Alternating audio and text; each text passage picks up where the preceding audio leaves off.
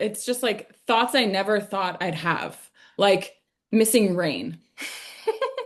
When I first moved to LA, I never thought I would miss rain or have that thought. But when you're here and you're living here for like a year or so, and I realized, like, wow, I just want a rainy day. Like sometimes you just want to stay in bed all day and watch movies and not feel guilty that it's beautiful and Yeah, sunny like stop being outside. so pretty outside. I know. And California's, when it does rain, it rains at night, and then you wake up and it's a beautiful, clear morning. And you're like, I missed it at night. I But it's know. like another thing of things I don't want to complain about because that's such a blessing that we live in this beautiful, sunny, palm tree lined streets. It's beautiful. I still take pictures to this day, 14 years later. I But know. a rainy day, a thunderstorm, like once in a while, there's nothing better. And so when I was Totally. talking to my mom, because I'm going to New Jersey next week, she's like, okay, I'll mark the calendar for a thunderstorm for you. She's so cute. That's so funny when you when I was like, well, flights aren't too bad. And you like look at me and I was like, I just thought I'd look. I know. I was like, I don't know, what if it's doable for me to go and surprise her for a couple of days, you know? Um, That would be amazing. It's funny that even like my aunt's like, is Jacqueline coming? It's like when people ask Sam and I if we live together. I'm like, no, just because like we live so close, we would kill each other. And we're in our 30s. yeah, I know, that's so funny. It's like I wish everyone I is could. we're always together. So people just assume I'm going to New Jersey, you're gonna come with me. Well, I would. I want to. But I think it'll be so fun for you to get back to your family, be able to, your mom's house is so peaceful and just maybe that's what I'm craving. That is what I'm craving. I truly, I just close my eyes when I feel stressed lately and I think about floating on the lake in the raft with a drink in my hand. I mean, your mom's balcony porch is like just outside. I remember I was just talking to all the animals. Yeah, it's It gonna be was just really hot the, though. oh, yeah, that I guess I don't think of it as that. Well, we were there last year when it was hot. Yeah. See, that to me too. When you're just in a peaceful and you're maybe sweating a little, it's okay.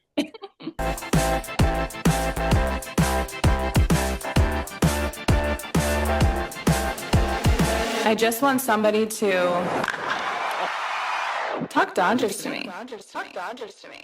The only thing about Will Smith, we need him for the postseason, like everything, like No, I everyone. know. We just have a lot of games until the postseason. It would be nice, more so just wanting him healthy. Like, man, what happened to your neck? Bad enough to keep him out of the game. He's not even resumed any baseball activities. I know. But like think of what he went through last season. I truly feel like I can see a change in our team and that they feel their age. We have such a veteran team and think about their last couple years. They're playing longer than everyone else. They're traveling to other countries. They're also facing every single team who is giving it their all every single time. Totally. And also, something that I realized, Max went on a mental game podcast, which I loved. One, I started listening to a couple episodes and I just really like what that guy's doing. But Max was talking about how all of their games are really at night, wherever they go, because wherever they go, what stadium they go to, they're selling out that stadium. And Mhm. so that's prime time TV. So when they're traveling, they're not getting places until 3 in the morning. So imagine just their schedule being who they are, that level, the back-to-back World Series champs. And obviously, it's a good problem to have, but that takes a toll on these guys. And Yeah, I maybe, mean, there's a reality to all this of like they're human beings. I get exhausted thinking about their schedule when I have to do things that are kind of in this baseball world and it's back to back and it's this and that. And I'm like, yeah. I mean, I know that they do things like IVs and things like that to really help them. Hmm. But I mean, sometimes how many IVs can you get? And but really it's like they're such champions because they are approaching all of this with such grace in the I sense know. of even though you can tell they're feeling it a little and like there's different tweaks, it is a little bit of a quieter team. I think they're really trying to focus on making sure that they do what they have to do through all these other obstacles they never really had to face. And I mean, they're still like one of the best teams in baseball. They are the best team in baseball. First team to Oh, 50 wins. Now we have 52 wins. We're 9 games ahead of the Padres and the Diamondbacks, even though the Padres just swept the Braves. So oh it's wow, it's that's a good truly one. amazing. It really is. When you put it out in like plain terms of what they're going through, 162 games in 183 days. I mean, that's so many across that time. They only have like 21 days off. And that's why sometimes when we talk about, always wanting to stay fans, there's part of me that's like, I don't want to ask them to come on the podcast. I want to give them rest. Anytime they I they know. can rest, I want them to rest. I know, but it's like, hey, we just need an hour.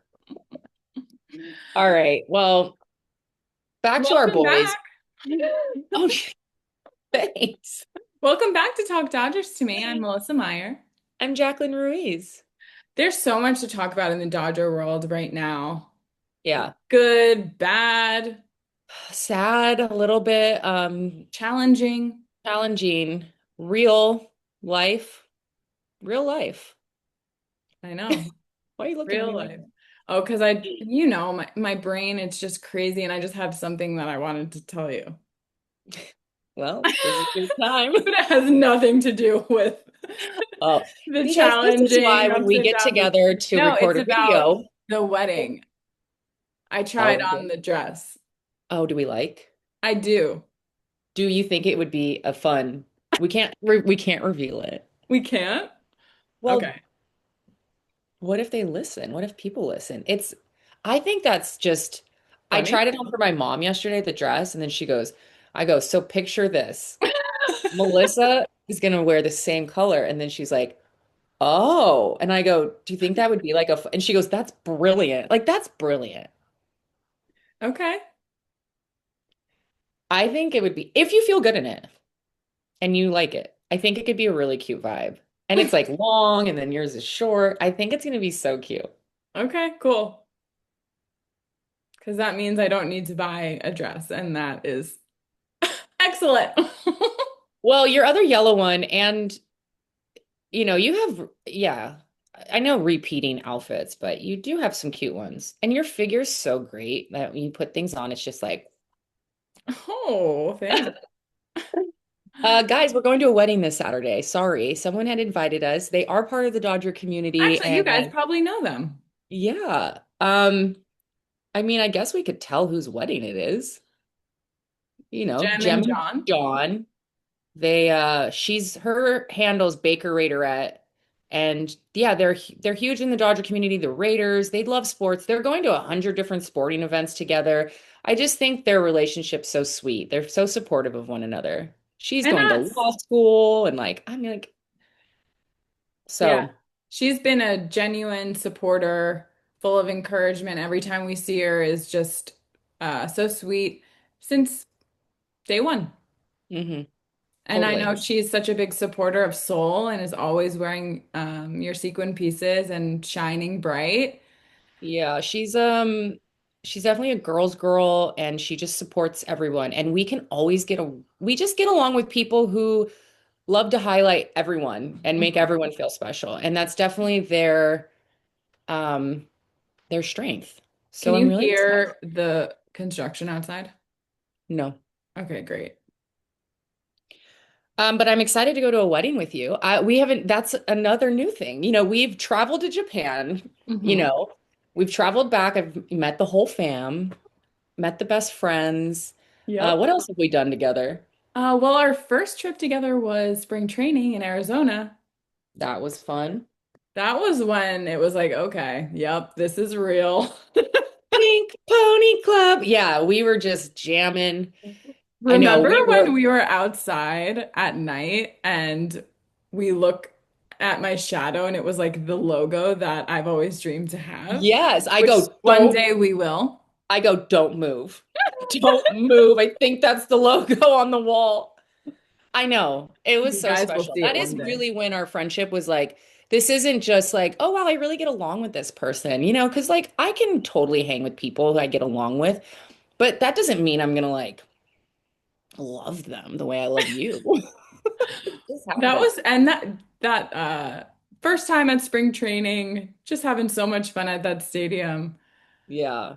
The And only thing I that would also change was is, the first time we saw our team after they won. So it was like extra excitement and and everybody, remember how happy everybody was? All the employees. I mean, the parking attendant that was like at the furthest parking spot, you didn't even hear the game. They were like, "Hello." I know everyone was in such good moods. The only thing I would change is going to that stupid hot dog place. That was disgusting. Couple things I would change, but Well, yeah, but I was like, man, I'm never going there again. I road don't think tripping there and belting out Celine Dion. good times. But now we're going to a wedding together and we're each other's dates. I love how we both got plus ones and we're not using them. Whatever. Whatever. I was gonna try and find a date and see, you know, Look, I told you too. Even though Marcel's in Florida and it's fine, I didn't, I guess who I else is there? wasn't gonna bring a date if you weren't.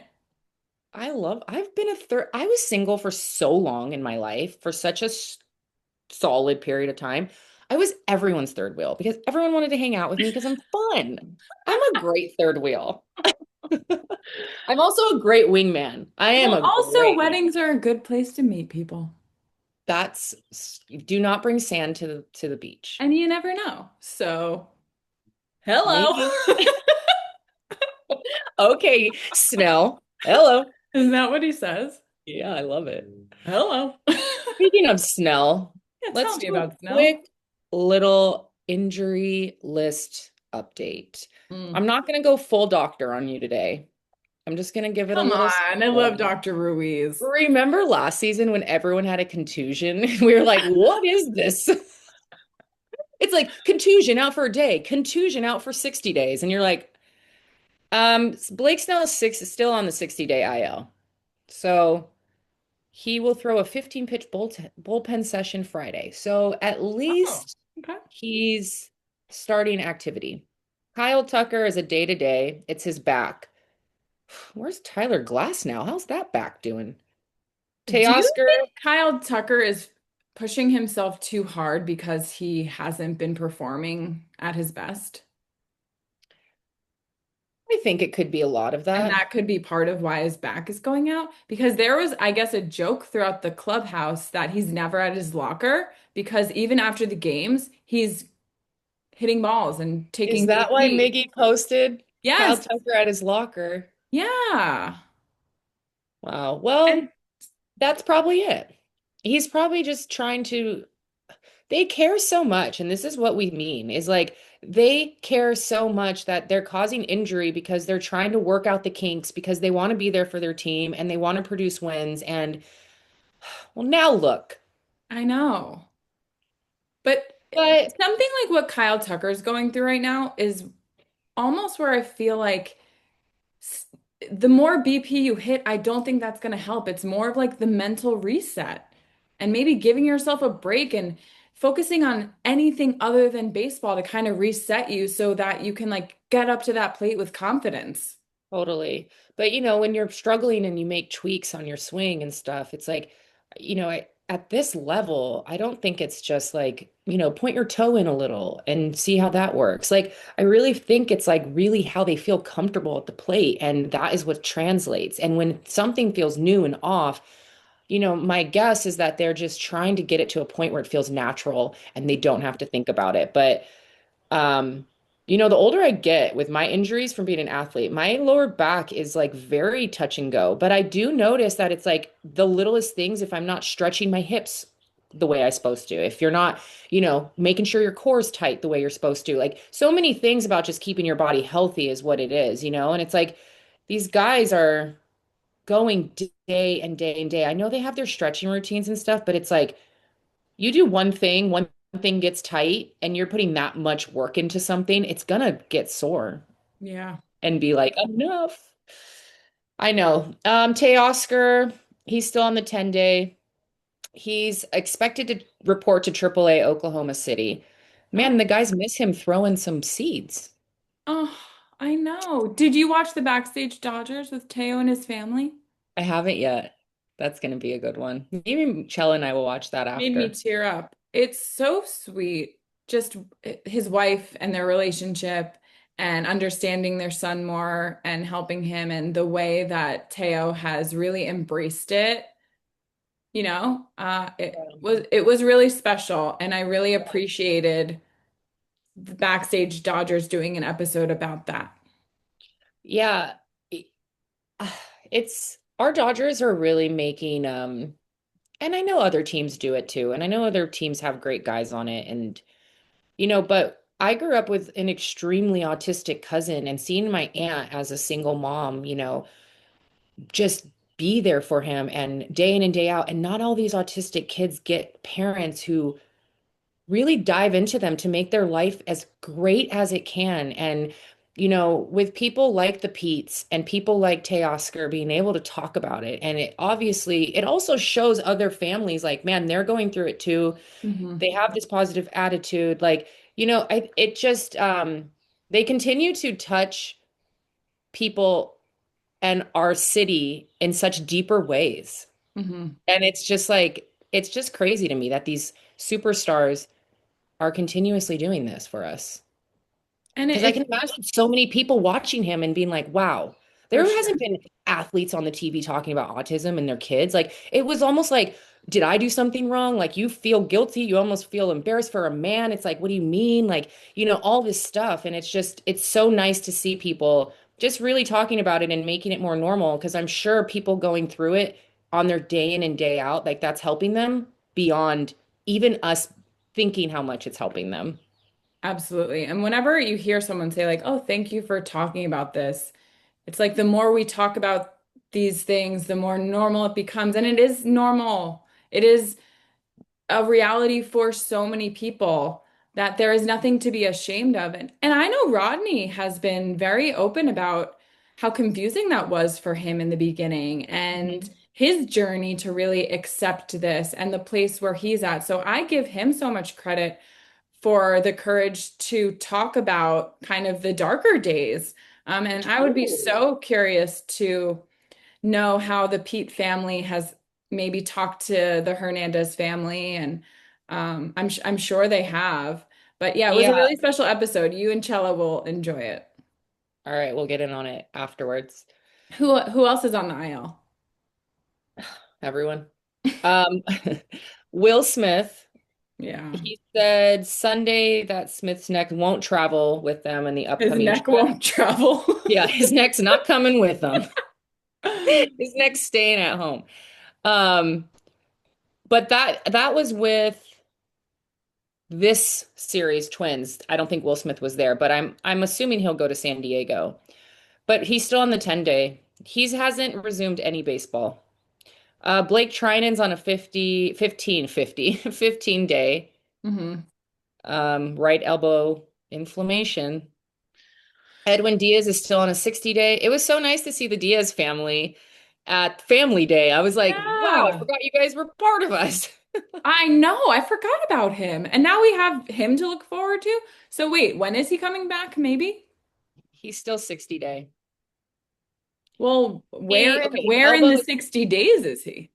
I don't, I it feel doesn't like say he's that on towards this the end of it. one. Then he's throwing. He's okay, so at least he's back in the bullpen. Friday at Dodger Stadium, he was throwing in the bullpen. Oh. Kike, his oblique, he has started some baseball activities, but remains in the early stages of his rehab. Tyler Glasnow's back, has yet to resume throwing. Man, Evan Phillips, Bobby Miller. Bobby Miller just got engaged. Oh yeah. Congratulations. That's so sweet. Yeah, Gavin, what on earth is up with Bobby Miller? well, He- his shoulder and back will resume throwing off the mound this week. I'm really loving how you're saying it today. Will Smith's neck isn't coming and Bobby's back and neck are. resuming. Practicing. They're back to the mound. I'm reading right off of ESPN. That's so funny. Um, Gratterall's still on the 60-day. Gavin Stone, Ben Kasparius, Landon Knack. Oh my Man, how's gosh, I Knack forgot about these doing? guys. And Jake Cousins. It's pretty cool that we have so many guys covering for the ones on the IL that we're like forgetting about these guys. And now I feel excited to have Edwin Diaz back, to have Ben Kasparius back. Man, remember how great he was for us last season?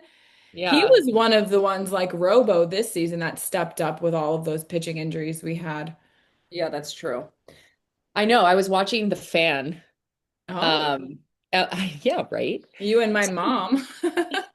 Well, I was looking in on the LA version one, and they were talking, and one of the guys was like talking about the players, and it's like, well, we have this, and then it's like, and then we just got Tommy Edman back, and I was laughing because it's like when people really start talking about it, like us, it's like we do that. It's like, well, we have this person, and then this person just came back, and then that person, and then you're just kind of like, wait, actually, I think we're okay.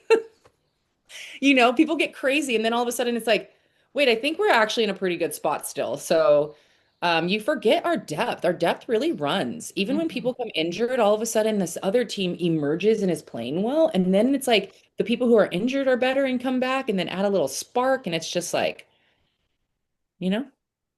I know. Well, I just like listening to him get excited when he started naming all the players. It like very much related to it because that's how you and I are. And then we're just like, oh my gosh, our team is so great. I know. So I funny. am looking at the sign, the Talk Dodgers to Me sign behind you. Thank you. How do you feel about that placement? I figured that was okay for right now. Yeah, thank you to Drip Show for making that for us. I know, I really appreciate it. I put Yosh cheering because we need his Aw. good fun energy. And Mhm. then I brought out Kike today because we really need his good fun energy. Those were So, some good choices. yeah. Remember when I thought Yoshi already had a kid and was pitching? But it's MLB on fax? I Oh, know that one gets you a lot. like 3 times. Well, maybe more. We've got a fun series coming up, San Diego, and it's going to be in San Diego. Hmm. How do you feel? Roki Sasaki going up against Bueller on Friday. I haven't been this excited for a game in a while. I know I want to be there. It's so funny. I didn't realize. I guess I just forgot how Roki, when he was before he signed with us, he was kind of talking to the Padres. I didn't realize Machado had him over to his house for dinner and Oh all this. yeah. Oh Yeah. yeah. Okay, give it to me. Apparently, Manny Machado is a little mad at Roki Sasaki because he felt like What's he he was not kind mad of at? just playing them and that he had already made up his mind when Manny had him over his house with like all the coaches and some of the Padres players. And I just saw an interview of Manny like answering that question. And he's like, yeah, I think he had already made up his mind. So it may have pissed him off a little bit. And then Joe Musgrove, who's also on the team, backed him up, basically just saying that he was just going and doing the optics. That's kind of what Mhm. you're supposed to do, but he had made up his mind already. Yeah, which I can see how it's like frustrating, but it's like when you really think about like their culture and who they are, like just out of respect alone and just business, it's like take all your meetings, take them all. For sure. Like let him go. And he probably, one, out of respect, and two, it's like, whether he'd made up his mind or not. And no offense, Machado, the Padres do not have the organization the Dodgers do. So like it's not that shocking that he chose the Dodgers. And it's kind of just, yeah, you can be mad at him, but I can understand it a little bit, I guess, but yeah, it's baseball. It was interesting kind of learning about Roki's mindset of how he even went about figuring out what team he wanted to go to because there's an international rule where he can't get like a crazy amount of money because he's under 25. So it really was about choosing where he wanted to be and where his lifestyle would be the best. So he wanted to, I guess there was like 8 teams that were all kind of after him and he narrowed it down to three so that instead of going and doing like a day in each place and visiting each team, he could spend a quality amount of time in those top three cities of those top three teams, which ended up being the Blue Jays, the Padres, and the Dodgers. And he wanted to go there and really experience what his life could be, what the team culture was, and where he could grow the most. And so it was interesting to hear like the tactics from the different teams of what they were pitching to him. And obviously they can't all be the Dodgers and just be like, "Hey, come play with Shohei Ohtani and Yoshinobu Yamamoto and win." So the Padres, they also have a lot of Japanese players, and Roki has a great relationship with Yu Darvish, and I think that was a huge factor. And the Padres were like number two behind the Dodgers. But the Blue Jays kind of gave him a spiel more about their pitching program and the development that he could have, and also really saying that he would be the face of that franchise. Wow. But also, like, they can't offer this West Coast lifestyle like the other teams. So I think it really did just come down to the Padres and the Dodgers. And Manny did host Roki with a lot of the Padres organization, front office, players, hired a Japanese chef, made him a beautiful dinner so that he'd feel comfortable. So I wonder because Manny basically said he had a gut feeling that Roki had already decided at that point. So maybe that was just kind of like made him feel like crap. But again, he deserves to really ride out and see until the very Totally. end to make his decision. But at the end of the day, no team can really offer what the Dodgers do. But, with Roki's struggles this season and just kind of trying to understand him more, he could have taken more money. The Blue Jays actually had more money that they could offer Roki. Let me get this right. They had more international bonus money to offer than the Dodgers do because of trades we've made. So Roki could have taken more money. He could have been more in the spotlight on other teams, but he chose to be on a winning team that the Dodgers are and play with these superstars. Which, when you think about all our guys, they could have more of the spotlight shine on them on other teams, but they choose to play on the Dodgers. Yeah. I guess like I was always an athlete that I wanted to be on teams with really good people as well. It made me rise to the occasion. It made me want to play at that level. I never wanted to just be the one superstar because it's just like you're a human. You can't do it all by yourself? So I could see why maybe Roki definitely picked up on like the selfless atmosphere that the Dodger players give, where it's like we're here to build everyone up and we're all going to succeed and we're all going to do it, versus like an like selfish kind of things. I mean, I'd love to ask the kid what Hmm. really made him decide to stick with the And it Dodgers. seems like such a mature way of going about choosing a team at such a young age because that could be really tempting. You're one of many on a great rotation of pitchers, or you're the shining star on another team. And that, he's choosing what he wants his career to be.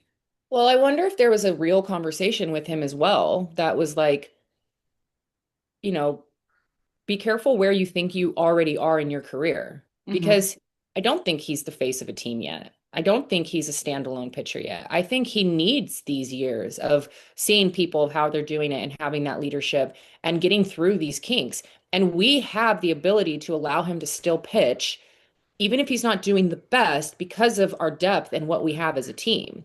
And I think that is like he's getting way more out of it. It's like, because Yeah. let's be honest, he's not the face of a team yet. And he's not a leading like caliber pitcher where you're the only one who's really leading this team. So there's probably maybe some good conversations that hopefully he has good people on his side who are like, let's slow this down a little. Let's like put our feet on the ground and know where we are as a player Yeah. and And let's only see. on the Dodgers can he be struggling and kind of figure his own stuff out while Hmm. on the stage, you know? Yeah.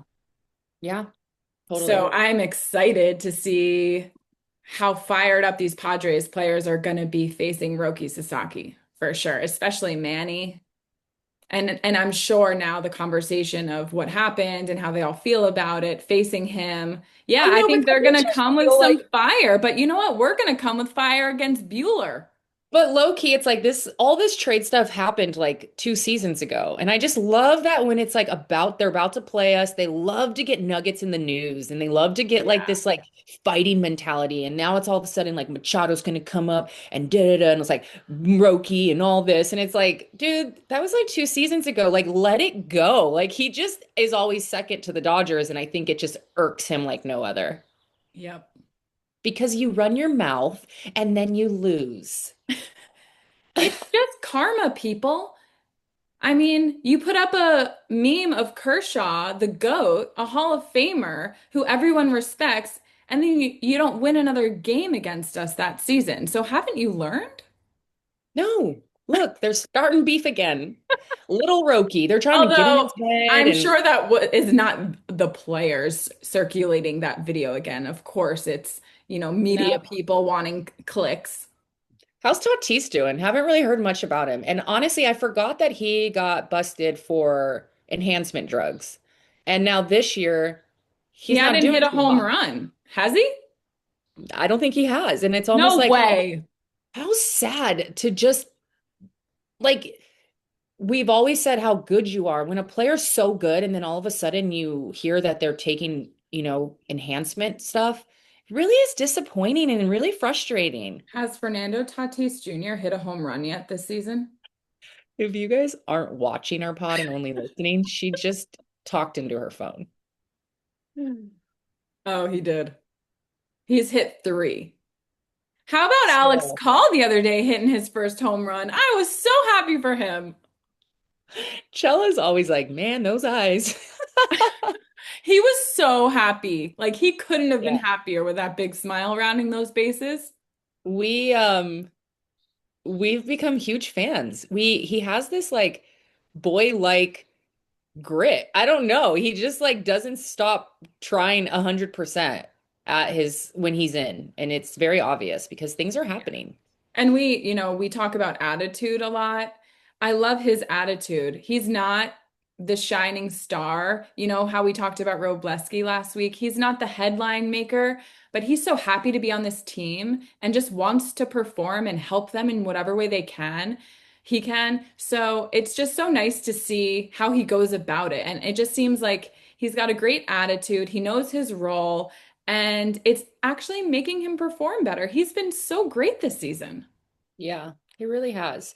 And that just shows too when you come to a team like this and you show up with confidence and you have confidence in who you are as a player and what you can bring to this game, and then you really lean into the culture of what this team is, it produces just a good, consistent player. Hmm.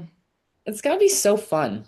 I know. And Yeah. everyone we're talking about, I feel like the culture of the Dodgers, Alex Call, his attitude that we just talked about, how Roki went about choosing the Dodgers and really wanting to find everything around the game to be positive for him. And then even hearing like the way Shohei goes about baseball. He's not always striving like I want to be the best. I want to be the best. That's not his attitude. He really cares about the character in himself, and that's just as important to him as practicing. He sets goals for himself when he is chasing a certain goal. He's also making sure he's creating relationships with the umpires. He's picking up the trash on the ground. And that's how he goes about things. And that almost takes a little bit of pressure off of you to make your focus not on just like, I don't know, making unattainable goals. And that almost makes the goals happen Yeah, I faster. was gonna And say, it's I like, I feel know. like all of these things could really help Dalton Rushing right now. Yeah. I definitely want to get into that, but I feel like when you said goals, because that's kind of like what I was thinking, like he just sets like really obtainable small goals that he continues to hit because he knows that if he hits those, he's just showing up as the player that he needs to be for his team. And it's not like I just need to be the superstar and do all the things. And it, I just don't get sick of watching how he presents himself and carries himself on the field. It's Yeah. just with so much dignity and class. Hmm. And and empathetic. He gets this serious face, but as soon as he hits a foul ball, he wants to make sure someone's okay. Like he's just like he's the best. And he has his emotional moments too, and we love it. Like there's nothing better than watching him like get so excited when he watches Mookie do a double play or a guy catch one of, the balls that's hit when he's pitching in the outfield. And His when his face looks, emotions come out with his intensity, I but he know, knows he how to just, channel it in a way that we're never worried about him. yeah. And I feel like he has this way of when his team does well, it's like those coaches that they have this ability to want you to do good. They want you to do good because you want to do good for them. And then when you make them Yes. proud, you're just like, wow. And he has this way of looking at his teammates with so much pride. And he's like, I'm just so proud of you when they come through behind him. Like, it's so cool. It's just like the best. But let's get on to Dalton Rushing because he is surrounded by a lot of these amazing players with Yeah. amazing sets. And Well, one thing um, you just said that I just want before the thought leaves my mind, there's the way to coach someone, and I think our guys are so lucky to have Dave, um, because the right coach is so important. And, you know, a critic points out what you did wrong. A coach is helping pump you up and reminds you what you're capable of and like is encouraging in that way. And I think that's so important, that just the platform of everything comes from a supportive place and not a I mean, criticizing place. totally. But also, I think a good coach is being able to tell you when you do something wrong, can be really hard on you, but in a way that it fuels you and it teaches you how to do it right, in a Mhm. sense, and like instills that confidence. And Yes. I said to Chella last night before I really knew what had happened with everything. I walked into the game and I'm like, okay, we're gonna watch the game. And Dave's arm was around Dalton, and I looked and I before even knowing, I looked at Chella, I was like, I'm really jealous of Dalton right now. And she goes, why? And I go, because something about good coaching and having somebody that you respect so much and they are pouring in on you because you need it right now. And this is a Hall of Fame coach. I can't even imagine what that makes you feel like as an athlete. Hmm. And the love and the confidence that you get from that man putting his arm around you to give you nuggets in the middle of a game because he cares. And he cares about you as a person and as more than just an athlete. And I think that we're so lucky for Dave. He's incredible. Hmm. Um, Yeah, but and he just like think about different ways that the guys talk to themselves and the leadership of Freddie sitting next to him and what he said to encourage him. They're not criticizing I'm sure he got some tough love and that was very deserving, but they've got to get him ready to go back out there and yeah, be in a good headspace. And totally. it definitely worked because he did go back there after the third inning and it was smooth sailing after that. But that was tough to watch. I commend Dalton for completely taking accountability after the interview. He admitted that he thought he was wrong, that all he can do is get better. And that's really all we can ask of him.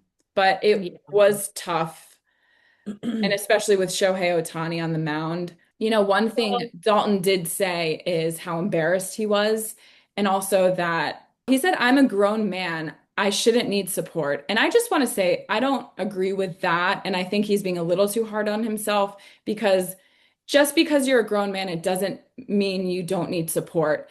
And admitting that you need support is not weakness. I actually think that takes a lot of courage. But I think being a grown man means that you're now responsible for understanding what kind of support you need to be your best self. And I think that's how he can help himself with really understanding himself and what he needs. yeah. I mean, I guess I feel in a sense in both ways. It's like 100% grown men need help sometimes, and that's okay to say you need help. And it's about admitting you need help and taking the steps to, especially when you're in leadership roles, Mhm. you have to take the steps to handle what that is, and you have to find the things that are weak amongst yourself, in your mind, in your heart, wherever it is, and you have to give yourself love on that. And I think that that's why, we've had the pleasure of meeting him a few times, and I can tell he's just a very kind-hearted, loving person. And it's sad when you see someone struggling so much. It's beyond an attitude issue. It's really just something deeper that gets him, and he just really like gets down on himself. And I think that's where it's like, okay, now this is when you become a grown man, in the sense of you need to talk about it. You have stars like Hall of Famers coming up to you, giving you this love and trying to teach you to just stay calm. And, but it was really hard to watch. And it was really sad because he's struggling. He's struggling on a way different level. And on top of that, yeah, you can't go out there and act like a little brat behind the plate. You're not in T-ball. You're freaking catching Shohei Ohtani. Hmm. Like, yeah, it is time to man up. You cannot represent our team and yourself. You deserve better for yourself. And I hope that he starts to believe that and really tries to lean in on helping himself get to that point, because he's deserving to feel proud of himself. I was at the Friday game, and when I look back at those when they played Baltimore, and he was the one who did his first, walk off at the end, or not home run, but he like finished the game and everyone ran to him and he was smiling and like, it's like I just want him to remember who he is and so much more than just those moments. But there's definitely something that clicks when he gets like that and he gets into a zone and it's really hard to get out of it. And um, yeah, it's sad, but I'm glad that he's taking ownership. And I'm really glad the team that we have, he has them around him. Oh, absolutely. Yeah. Gosh, there's just like so much to talk about with this and what he's going through. Everything you just said, on top of that, on top of his own demons inside of him, or however he needs to figure out in those moments of not letting himself like go over the edge and really get to that boiling point and how to calm himself down. But he's also doing this under a lot of pressure, you know. Will Smith is out right now. He's been great. And think about what he did for us last season when Will Smith was on the IL and what he's done for us this season, what he did on Friday night. I think when something goes wrong, we tend to forget all the good parts and all the good things they've done. But also, like, do you think the players that last the longest are the ones that forget failure the quickest? Because baseball is a game of failure. If a Mhm. guy's hitting 300, they're an all-star. And that means they're failing 70% of the time. And we Mhm. think about our team and how they talk about turning the page one day at a time, one game at a time.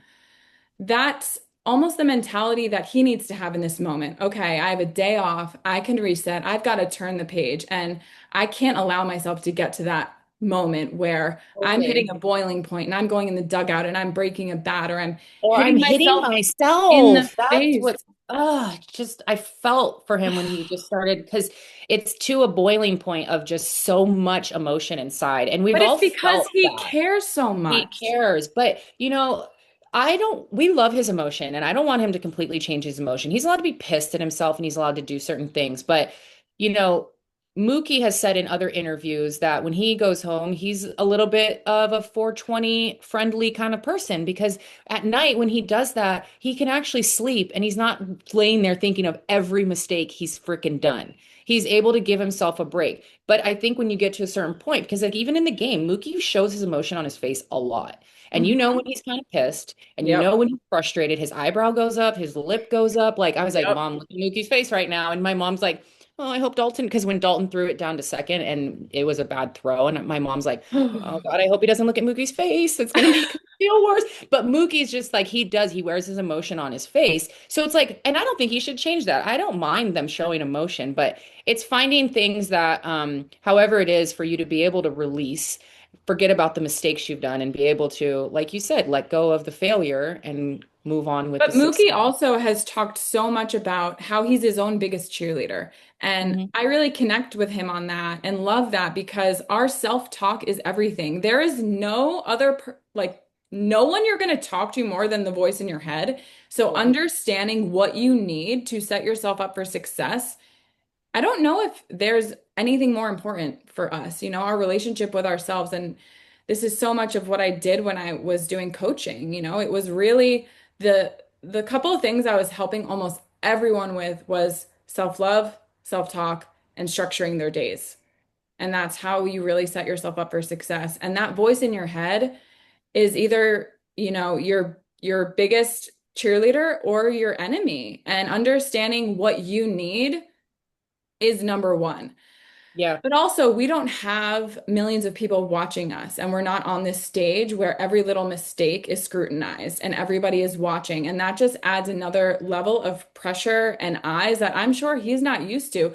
And it's like, yeah, we need him to reel it in and understand kind of the way that the Dodgers go about things, but also his fieriness and his competitiveness is probably what got him to be a major leaguer. totally. It just, there's really no excuse to, especially when any pitcher, not just Shohei Ohtani, like any pitchers on your mound, when you have that connection between pitcher catcher and you have that responsibility behind the plate, like Yeah. you don't scream no and scream fuck when you just don't do that. When he made sure to call to challenge a play that you didn't think so, and then it's like showing too much emotion. The batter at the plate during all that, number five, was just like kind of looking around like, I'm oh. so curious what the Twins players thought about what was going on with Shohei and Dalton. Well, It it's one was of those things really where you see it unfortunate. happen and you're kind of like, oh, like, whoa, like it's You know what I think was going on? I think that they had a game plan, and our team, all teams go into every game with a game plan. But you have to be willing to adjust in the game. And I think Shohei was adjusting. He was seeing that maybe some of their game plan and the pitches that they had agreed upon before the game started weren't working. So you have to be willing to adjust with what's going on, with what the batters are doing, and Shohei was adjusting and Dalton wasn't having it. And he was committed to that game plan. And I think they both became frustrated with each other to the point where Shohei had to just kind of take the initiative and start calling the game because he said those first two innings, he was not convicted in his pitches. And I think as a pitcher, that's the most important thing. You have to be so convicted in every pitch you're throwing.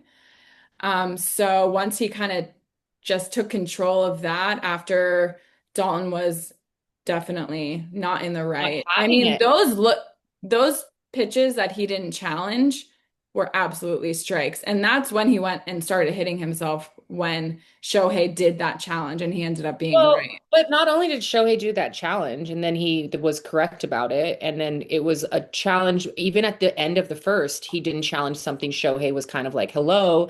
You know, honestly, Dalton, put your pride aside. Even if you do what Shohei wants and you don't necessarily think that that's the route you go, just do it because that's going to take you further in a lot of different ways. Like sometimes Yeah.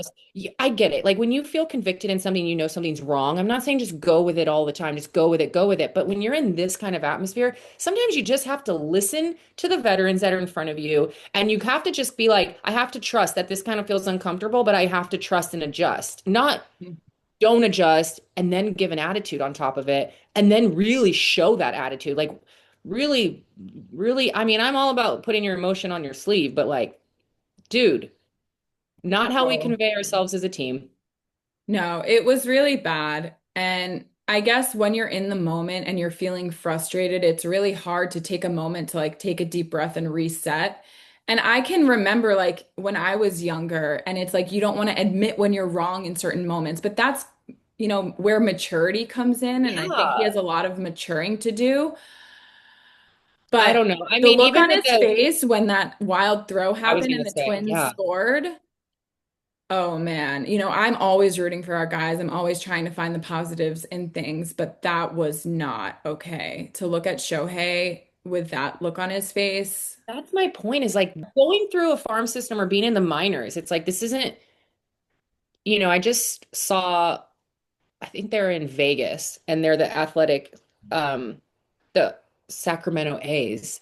because Marcel's niece's husband's on the team and he's still down in the minors, but they just won a championship. They're like popping bottles, which then I was curious, like, do they have a different timeline than this? Because don't these, Wait, what do I you was mean they won a championship? like within the AAA thing. Really? Yeah, the team Oh, in, yeah, I just saw them all popping bottles and stuff. But my point is like, I was kind of interesting. like, wow, like they're all like grown men and can be called up to the league at any time and be part of what this is. So like, I'm a little confused of like, is this something he struggled with before when he was in, coming up the ranks? I mean, this isn't the first time that you're catching and being pushed. Like these are all like major league players until right before you get to the league, you know? It feels like I know that this is a whole different ball game and it's like a huge stage to be on, but it almost just felt like such a rookie emotion that it was like, haven't you gone through something like this before? And I don't know. I don't know. To give attitude to Shohei Ohtani in a very public atmosphere like that is it's very interesting. That's a very interesting mind space. It's almost like he forgets that there's a million cameras and that this is going to be blown up and talked about.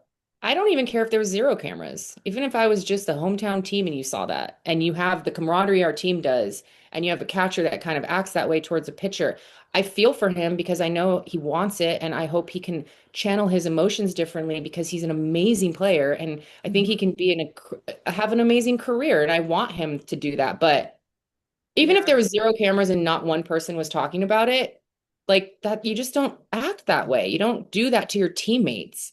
It's like when you and I are kind of like in someone's in a bad mood or blah, blah, blah. We try whatever we can to kind of get each other out of it and like not like try to push each other and like, and then be bratty and then just like, me and then just like, it's like, that's not how you do it. That's not how you approach it. And I think this is a great team for him to be on because that's how they're going to be talking to him. No one is, and I learned this a lot in life coaching training too. The best thing that I could do is be present and listen to someone and really ask them questions so that they can figure it out in their own head. And that's when you really do start incorporating things into your life, when you're unclicking things and when the light bulb moment goes off. So we don't have guys that are going to go up to Dalton and just be like, you suck. Don't ever do that again. That was horrible. They're gonna find ways to help him shift his mindset. And that mental skills coach was sitting next to him. And I'm so curious about what those conversations were. But, that's what's actually going to help him implement positive changes and ways to actually follow through with the accountability that he's taking. And Yeah. listen, he was so calm in those post-game interviews, completely taking accountability and only wanting to do better. And so we have to, trust that that's what he's going to do. Ugh, poor guy. When you get to a certain point, sometimes anybody and they something clicks and they're in that really bad space and you almost just you don't care if you're being a brat, you don't really care if you're like you are just in such a mentally bad space. And Mhm. I'm so glad that I saw it firsthand when I was doing a lot of stuff with UCLA softball. They had like a mental coach there who, Oh. I mean, down to like tailoring the music they listen to before they even start a game, knowing how that kind of the rhythm of different sounds and stuff gives them. And um, it's such a mental game, and there's so much going on in the world, in life. Things are faster, everything's on the internet. Like, I love that our teams are implementing these people to come in and to really, really help because it's a lot. It's a lot. I mean, you said something where it's like he's under a lot of pressure. I mean, he's being the Will's out right now. He's being the head starter. We have Chucky, and then he gets a concussion.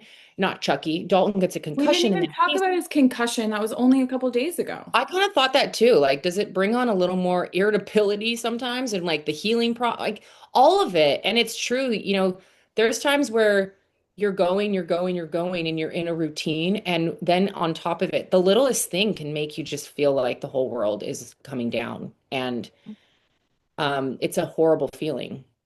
And I feel Yeah. for him. I I just, really, you know, obviously this is getting blown up and it's all over the media, and I'm sure John Boy is going to do a lip reading thing of when they're on the mound and all of that. Oh, the mound. But I I want haven't to. heard one person talk about looking at what happened and just Dalton Rushing in general and noticing just how much these players care and what they will do to win.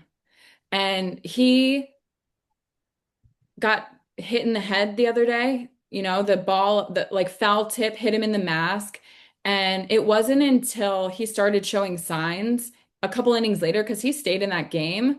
And I think he started getting nauseous and they took him out. But like, look what these guys are willing to play through because they care so much. And I just think that's a side that we need to talk about more. And we have to just find the things that help us. I mean, baseball is what has helped me. And it wasn't just the Dodgers winning. I've said this a million times. Like, I didn't just start liking the Dodgers because they win, it was because of the way that they think. Mhm. And all of, like when I started diving into the Dodgers more than ever, it's when I started becoming an entrepreneur and starting businesses. And I was under more pressure and stress than I've ever felt in my life. So the one day at a time, turn the page, trust the process is ways that have helped me navigate life and all the ups and downs in my lowest times. And that I is mean, what I yeah. continue to lean on to this day. And I think this year, our like what our theme word has been is, mindset. And what was our theme word? Attitude. Attitude. And it's just like to the littlest things of doing the things in the morning, saying the things you need to say to yourself to make sure you keep your attitude in it just, um, it really is a game changer. And it seems so simple. It's not simple, but it's something that you have to intentionally really try to, because I've seen in myself. I've been really trying to hone in on what's my attitude going into this? What's my attitude going into this? I know there's all these things. I know, but this is the life I've have chose for myself. And being an entrepreneur means a lot. Then it doesn't just stop. And when, sometimes I don't want a 9 to 5, I don't want corporate. So I'm going to pick my hard, and this is what I'm going to pick. And it's hard. And the only thing I can do is control my attitude. Mm. And it really does help. Chella said the other day, like, man, I really noticed that you've been a lot more calm. And I love that she says that because that's one thing that I hate feeling like I'm not calm. Like I hate that. Like that's not a fun feeling to give off. It's not a fun feeling to feel, like all the things. And so, yeah, intentionally trying to slow down and really pay attention to how you approach the day is so important. And it's like the way you talk to yourself is so important.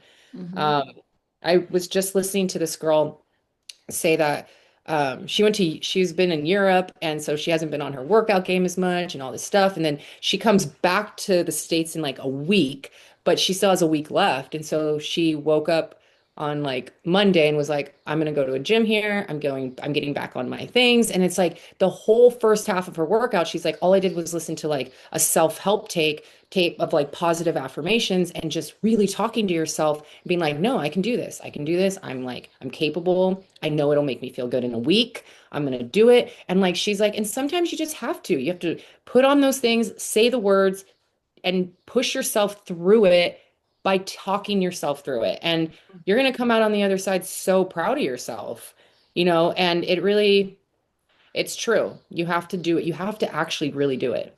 Yeah. Yeah. And I think like anyone listening, take a moment and think about like the voice in your head and if it's helping you or hurting you. Because you Yeah. can control your thoughts, control your reality. And the more that you keep yourself in a positive mindset, the Yeah. happier you're going to be, the better your attitude is going to be. But really, like, become curious about yourself. I think that self-awareness is the most important thing and is a trait in people that I really admire. Mhm. Um, and like, isn't that kind of cool to understand who you are and what you need and honor that? I know that like I say to myself a million times a day, like, you got this. Take a deep breath a million times a day. If I take 10 minutes, even before recording with you, and just like take a breath, I'd rather ask you, hey, can I have 10 than rush into it because everything will be better like that. Yeah.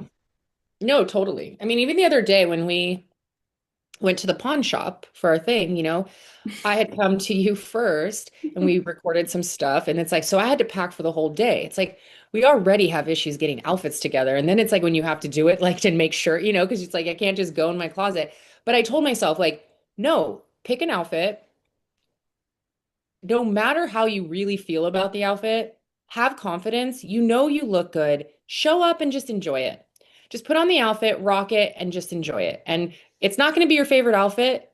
I already know it's not going to be your favorite outfit, but like just put it on and just have a good mindset, Jack. Like show up with a smile and the way you carry yourself. And that's going to make that outfit feel and look way better than if I was to just focus on the fucking outfit. And I honestly, I kept that mindset and I kept that attitude with it. And I put on the outfit. It was little tweaks here and there. And then, I moved on. And then the next morning, I was like, man, that was so much easier on my brain. Hmm. It was like the simplest things to try to talk yourself I through the think simplest things. confidence is what Yeah. makes you look your best and feel your Mhm. best. And you always look amazing. And Thank I you. loved that you ended up wearing a little brooch of my Nana's. I know I have it in a very safe little spot. Aw. I I was haven't like, told my okay. mom yet. She's gonna love to hear that. Yeah, Um, but it's been so interesting to just think of the mental part of the game and just how much a part of baseball that is and just what baseball has meant to me. And it's been my therapy, It really has. And I don't ever want to lose the joy that it brings me. And now that baseball has become work, it is changing.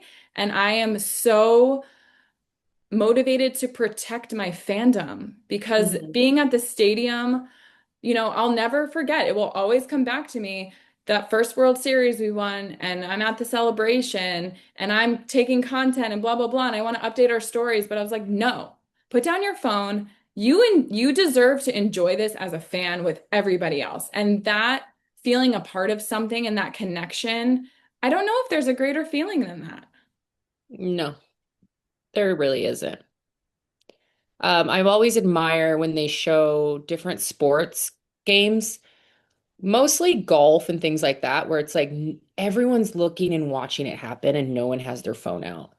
And Hmm. I freaking love that because when it shows some games with game-winning things and everyone has their phone out to get it, it's like nothing we get, same with a concert, nothing we get unless it's like this exceptional random thing is going to be better than what you can find on the internet 700 million times. So sometimes I'm like, stop trying to get the video. It's going to be a really good one. And so I just try to like have that mindset too. Because for us, it's like sometimes you want it to be able to clip and blah, but sometimes like no, you just want to watch and see Yeah. it happen. Also, I mean, yes, we're posting, we want to share with our listeners, and that's important because we just want, like, if they can't be there, we want to be there and share for them. But also, when you're at a concert taking videos and stuff, at least for me, are you really going back and watching them on your phone? I feel like I take videos and then I never watch them. No, I don't. But it's like, how do now that my iPhone storage is just being a brat, I can't delete all my Justin Timberlake videos from like, I just like, I don't go and watch them, but it's like, I don't want to delete all those. I don't want to delete my, all the concerts I've gone to. I'm just like, but yeah, you're right. Like, do you watch him? No. One time I went to an Ed Sheeran concert with a friend and oh my gosh, it was so frustrating. All she was like in next to me but like towards the stage, so her phone, she's taking a million videos, was in my view and she's taking a video of every freaking song. And I'm like, "Girl, put your phone down. Enjoy No, it through your own eyes." totally. No one's gonna watch your video anyway. Oh But man. that's kind of the world we're in. So we have to continue to like check in with ourselves and check ourselves when, we're needing it. And I think we're good about doing that with each other. Yeah, we're good. I, yeah. That's my point is I think that there's times where we can't help but just be a fan, whether we're supposed to be getting a video or doing this or doing that. And we do, even though it's hard, I think we try to keep the balance. I miss going to a game. I can't believe they're away. I was hoping they were home. This would have been a fun Friday night game to go to I if it was I home. know, but like on the lines of what we're talking about, someone offered me tickets last week. I didn't have it in me to drive to Dodger Stadium and the stress of traffic and stuff. And it's like, I don't want to be in so stressed that I'm in a state where going to a game sounds more stressful than joyful.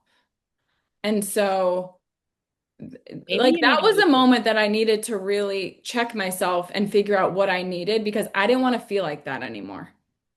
I know. And And that's when I said to you the other day, I was like, I never stopped needing baseball, and I need to be able to let it be my joy always too, because that's so important to me. I know. Unfortunately, you just live in a horrible spot to get to the game. Like, and sometimes feel like maybe you should move closer. So, but it's also like, how many games are you going to go to? I get it's going to grow. I get we get offer tickets last minute and I get those things, but it's like being and living at the beach and like that is also something that I think brings you a lot of peace and joy as well. And so it's like, I would hate for you to move closer just because you can go to a game quicker, you know? And I think that that's just a mindset shift.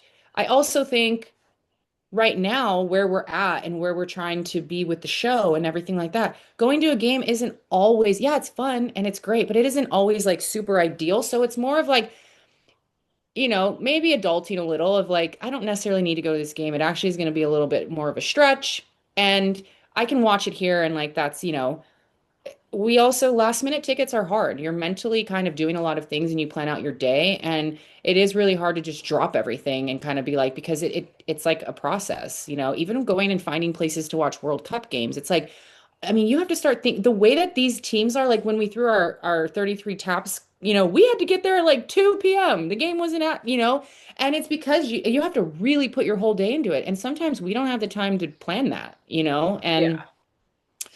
Well, I it's think hard. it just kind of hit a boiling point for me of that I don't ever want to be in a place like that. I don't want to get to the boiling point like Dalton. I have to figure out how to help myself and what I need to not get to a place like that.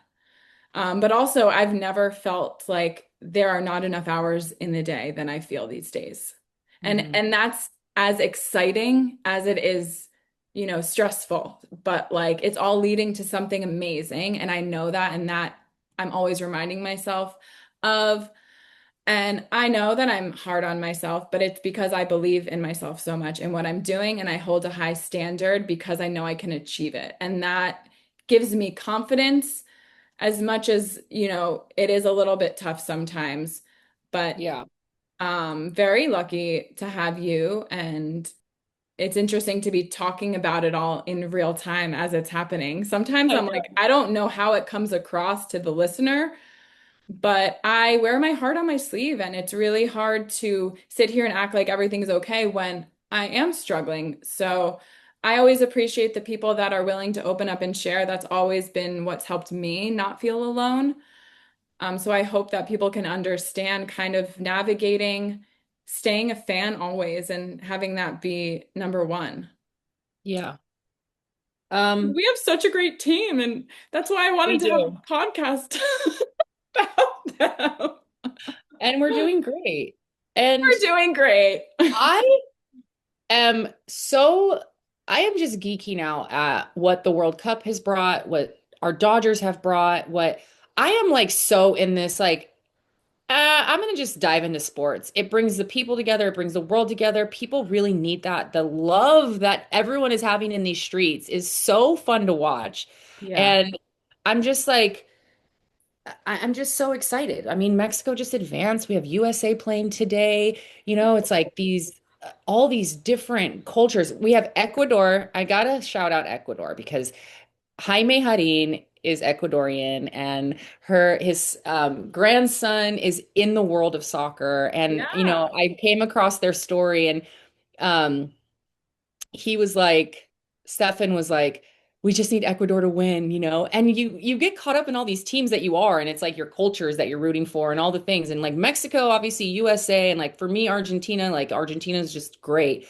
But 2 p.m. Ecuador plays. So I'm gonna root for Ecuador for a little Hutting family. Okay, me too. Yeah. Because Jaime's so cute. And like, they don't get a lot of pump here, but let's see Sweetheart. how they do.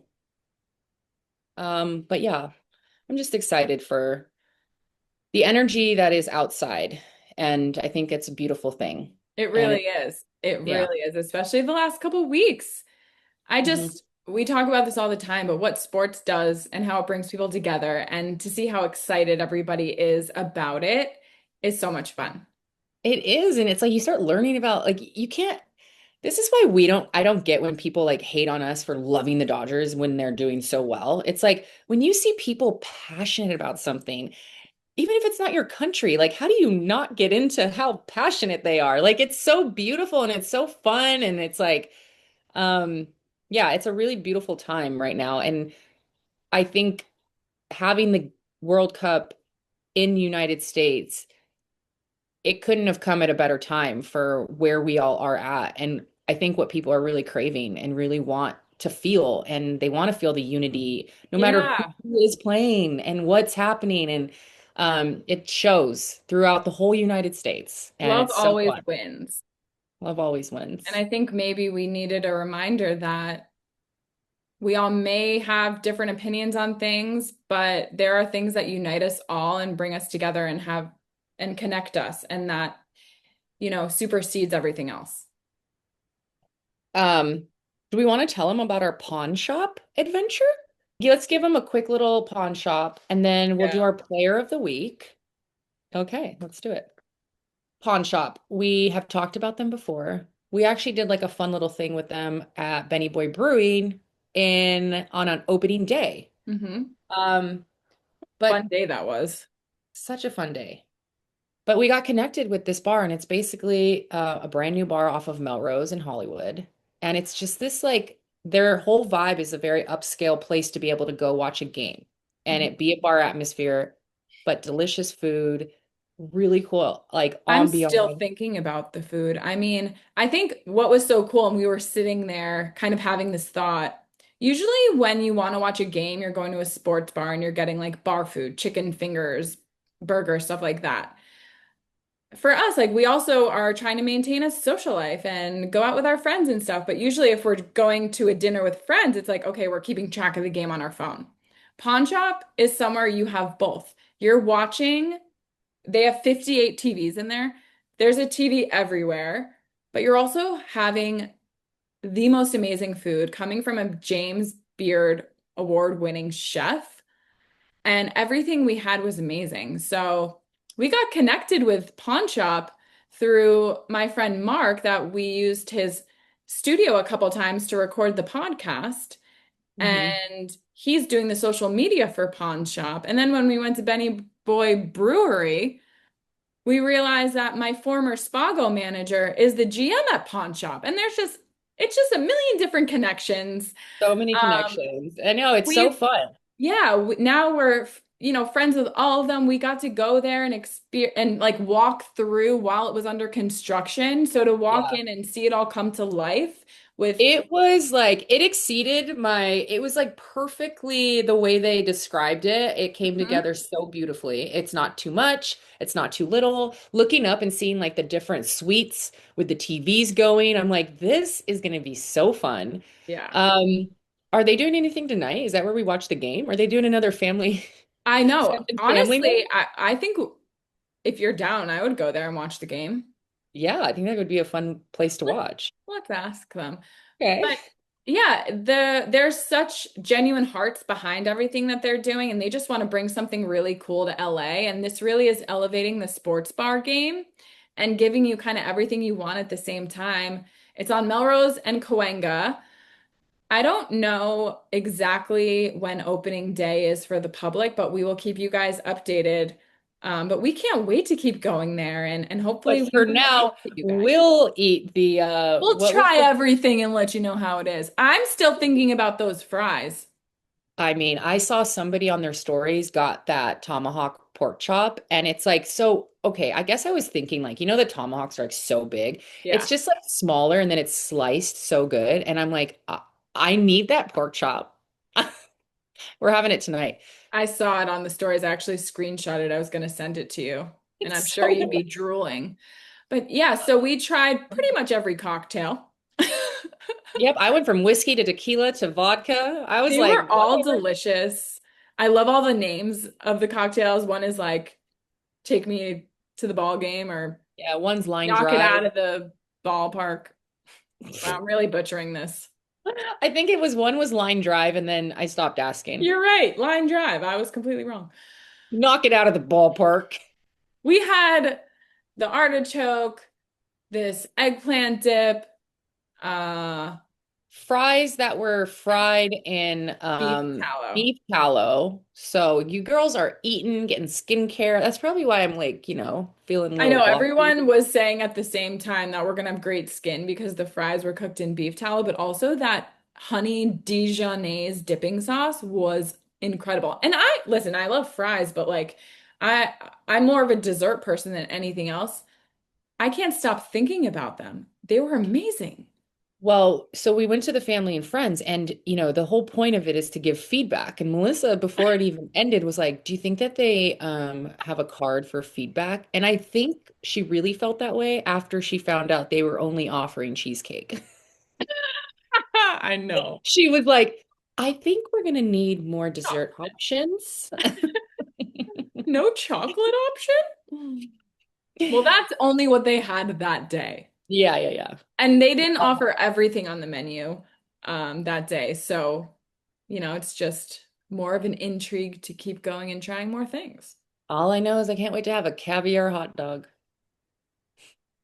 I mean, sounds weird, but I They bet you it's make it delicious. in-house, The hot the dogs. food there is the kind of food where it really will kind of push you out of your comfort zone a little when you read the menu and what it is. But I'm telling you, it's one of those chefs that if you're gonna have we had duck carnitas. Oh, yeah, that was so good. And then it had like shaved cucumber on it and like shaved mango. This is my point. It sounds really strange sometimes, but it's the kind of chef that you just gotta trust it. And it's like let your palate just taste what he's gonna create. Yeah, well, if you meet him for 5 minutes and you get him talking and you hear that Boston accent and he's a huge Red Sox fan, yeah, I I trust should have him. remember he was saying when we went for the construction something about the popcorn machine, and I was like, I'm so sorry. I'm gonna need you to say that again. I cannot tell what you're saying through your accent. And like then it just became funny because none of us knew. Can you try and say it like him? I don't even know. Popcorn? Popcorn. But Popcorn. I would have known that, but it was like the popcorn bading and Yeah, it's good. Yeah, he's so I was funny. I like, love him. what the popcorn what? The popcorn bading. I Okay. even loved like the outfits the hostesses were wearing. They're wearing these cute green tennis dresses. I love the color scheme of Pawn Shop. Everyone was so happy to be there. Everyone was so friendly. Yeah, it's gonna be a cool vibe there. I will say the numbers, the guys wear a shirt and they have numbers on their back. And they kind of just picked certain people that you can tell who certain people are. But I was like, how is there not a Shohei Ohtani? Where's a 5 around here? Where's a Okay, 50? that's Where's why a I wanted the 17? feedback card. Oh, that's the reason. Yeah. Yeah. Well, you got to know that these guys are Boston guys, but we're going to have to make sure they know. Well, at least they put Kobe in there. Right. They're going to have to step up the numbers. Give us the Dodgers. I mean, just stop with it. I know. You know they're going to get a lot of comments on that the more that people go in. For sure. And we ended up sitting, oh my God, guys, listen to this. I love We when you ended get up sitting next to these two guys that told us they have a podcast about the Giants. And guess what it's called? Man, everyone is benefiting off of the Dodgers. It's just crazy. Tell them the name of the podcast, Jack. It's called Beat LA. So is it Brilliant. a Giants podcast or is it a Dodger podcast? I know it's like Beat LA. So is your whole yeah, your whole realm is to try to get people on that want to beat LA. The crazy thing is he's like, we really want Dieter Rule and blah blah blah. I'm like, you can't be a Giants fan with a beat LA and then you just like want to rep you want all the Dodger people to come on because you think that that's obviously going to make your show better. Like, stay in your lane. I know. That was interesting when they Like, said the so name of it. sorry the Giants aren't doing that great, but get on Logan Webb. Go after your own team. I Get know, on and the we were so nice. We're like, listen, we even like some of your players. We talk about Logan Webb. We like him. We probably could have been a little more mean, but I think one of the guys was an investor in Pawn Shop, so we were playing it cool.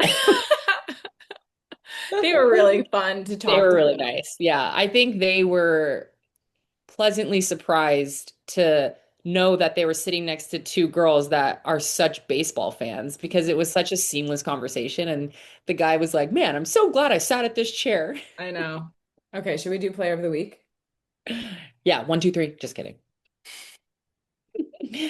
Um, I wonder what Shohei and Dalton are going to talk about today. Well, Dalton, they're all getting a day off, which is much needed.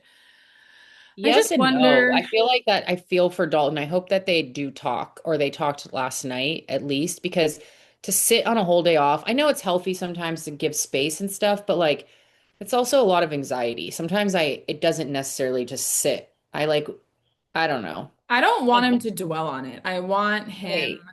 to turn the page. I just wonder, like, yeah, I wonder what their next conversation is and how they move forward and get and grow in their relationship of like understanding each other. I think, all these guys have so much wisdom and so many different mindsets and attitudes that they could really, share with Dalton. And I'm sure that he's receptive to hearing really any advice from any guy. I really wonder what Freddie was saying to him. I just love Freddie. I love him so much. I What a know. leader he is. Yeah, I know. Now Um, I want him to be my player of the week. I was just gonna say that. I was like, do I just make Freddie it? I in my mind, I'm not kidding. I'm like, um, I know to have someone like Freddie kind of just give you words of wisdom and it's just yeah, we're definitely rooting for Dalton. I just feel for him. My tummy and my heart feels sad because I want him to feel good from the inside out. And it just really sometimes people struggle differently with that and it takes a lot of different tactics to try to get above it. But I think he's in the right place with the right people behind like behind him. So definitely rooting for him. Yeah. And not going to be my player of the week, but just kidding, bad joke. Okay. Should we do it? Do But you know he who yours is? but he can be another time, and we're looking forward He to has when been he my is. player of the week before. Because we know that he is going to only grow and mature and get better from this. Yeah. Do you have Okay. yours? I have a few that I'm like bouncing back and forth, but um I do have mine. Okay. Okay. I'm ready. Okay. All right, player of the week. One, two, three. Mookie. Mookie. Wow. Really? I mean, Mookie was just one triple shy of a cycle yesterday. Which is exactly he's from the Friday game I went to till like now. It's not just him hitting a 300. Like I that is obviously a great accolade, but like who he's been steamrolling into as a player, his consistency as defense, and his bats warming up. He's going 3 for 3. He's having all these things consistently, like, and then to see the game he had last night, Mookie. Hmm. Mookie magic is happening and it's I love fun. it. I I'm so know. happy for him. Hmm.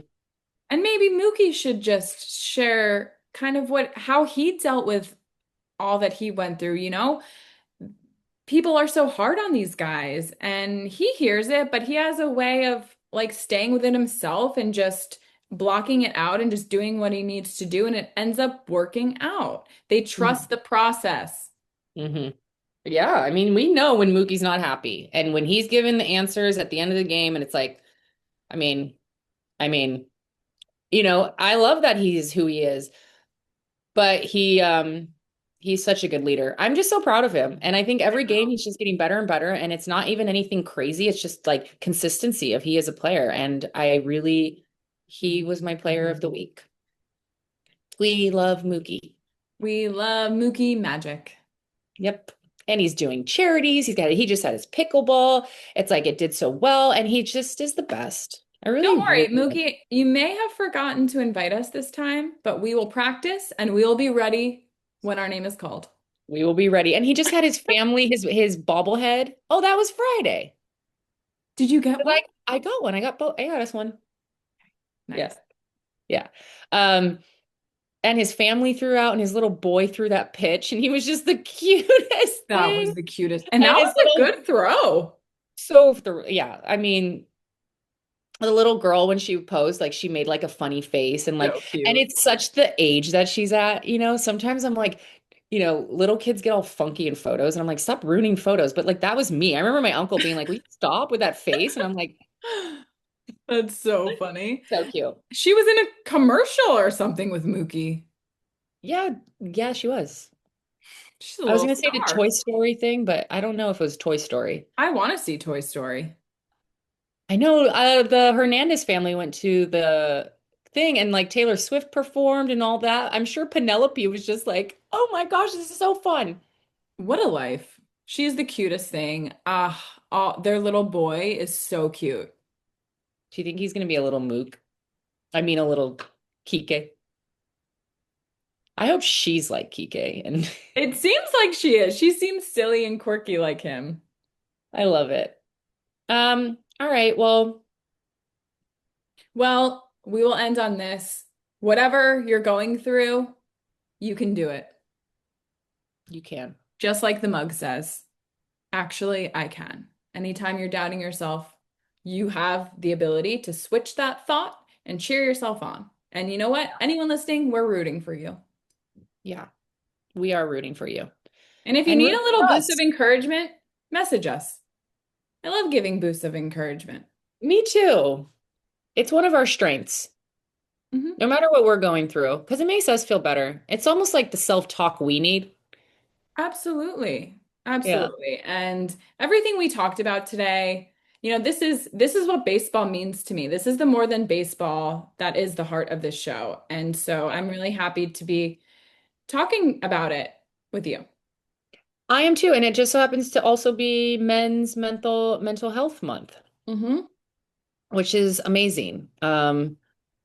Yeah, I've seen a few people after last night talk about certain things, different creators. I don't know if you saw Doze's post. I did. I left a comment on it. Yeah. Um, And that's what I mean is this game, whether it's Teoscar talking about his autistic son or, Dalton Rushing very evidently going through something with a lot of mental health behind it. Mookie talking about his on a podcast, like they're continuously reaching people that it allows them to not feel alone, I'm sure, and to be able to talk about their struggles. And I think that that's what makes it really special that our guys are, talking about this. And I hope that Dalton finds that and finds that him going through this, it's not just embarrassing. You're actually probably going through what a lot of people go through. And you're probably going to come out on the other end, being able to help people, which he seems so sweet. And I feel like that's really what his heart is. So I hope that's the full circle moment for him. Absolutely. And Yeah. I really commend any man that is willing to share their struggles. I think men grow up in a world where they're told not to be emotional, and you can't help but be emotional. So I think it's changing, and that like toxic masculine culture is evolving. And it's really cool to see people speaking about it. And I have a friend that has a podcast called Balls on the Table, and it's all about kind of the masculine culture and breaking those barriers and talking about the uncomfortable things that men don't often talk about. So it's just really awesome to see more men talking about this. Yeah. I mean, even the guys who have to beat LA, that was one of their things. They I said before know. anything, they were like, we kind of just love to dive into, you know, the emotions that men go through with sports and what that brings out and guys and how they deal with that and having that conversation. And like that was one of the first things that were like, because that's such a cool thing to dive into and it does need to be talked about.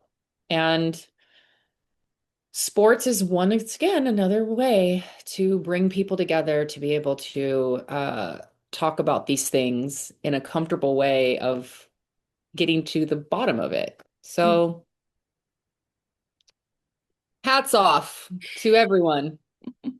And Derek Jeter's birthday's coming up. And use our Arena Club code. Talk Dodgers for 20% off at checkout. Can we tell them about our Derek Jeter video? Yeah, why Yeah, not? why not? We'll just end on this. Something to Okay. look forward to, guys. So, as you know, if you follow us on Instagram and TikTok, we partnered with Arena Club and have been working with them for a couple months. Arena Club is a digital card collecting company that we've become obsessed with, ripping slab packs. It's really fun. But Derek Jeter is a co-founder of the company, and his birthday, which Jacqueline already knew. June 26th. Look, I know all you Yankee haters are like, why are our girls talking about this? But he is a co-founder, and um, you'll see on our video why it is that he kind of we relate to him on the same level.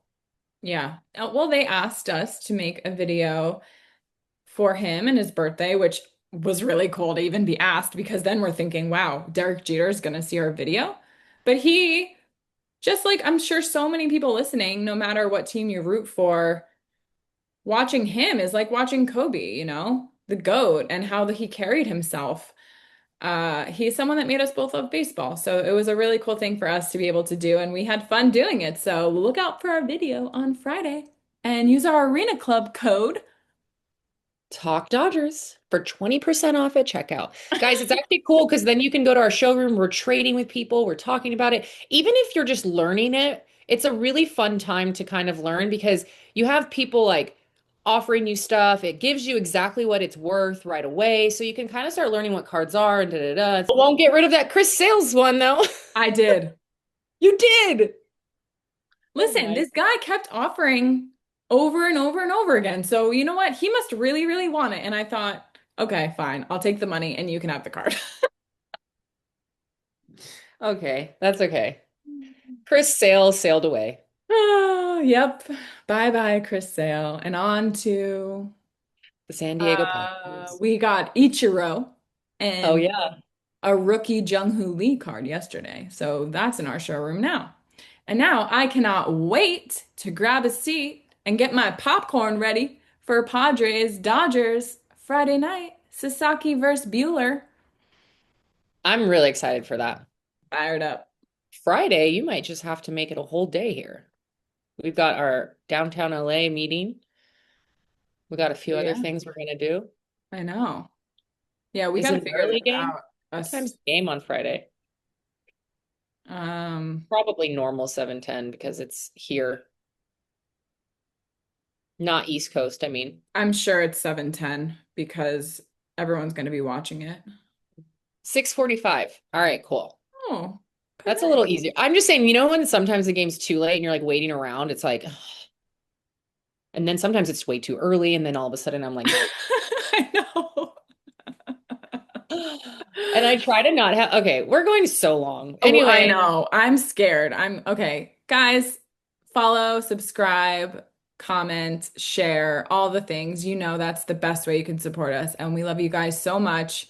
And the ones that keep coming back each week, thank you so much. thank you. Thank you. And go Dodgers. Go Dodgers. Love you, Dalton. We love you. We're cheering for you. If you It's need a okay. motivational speech, we got you. But you got this. You got this, Dalton. Talk Dodgers to me.